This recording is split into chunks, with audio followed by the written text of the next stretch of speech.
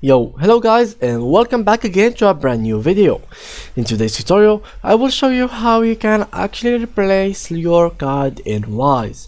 So basically guys, Wise actually give you the option to replace a card, to remove a card, to create a new one, and etc. So how you can actually do that, that's what I will be showing you in this tutorial.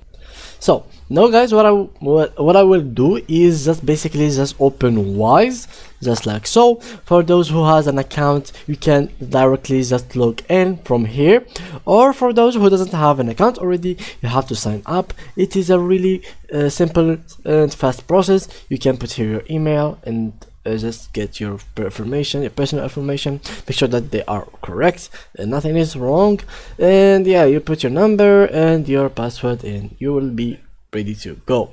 So now let's go back and let's connect to our account. So here is my account, for example.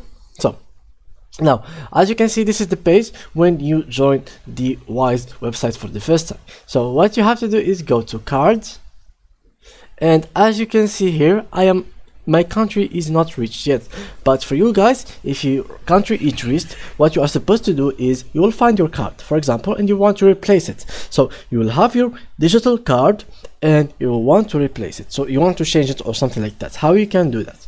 Basically, make sure that your money is on your account, so it is not on the card. So send it to your account and then click on delete account or delete card.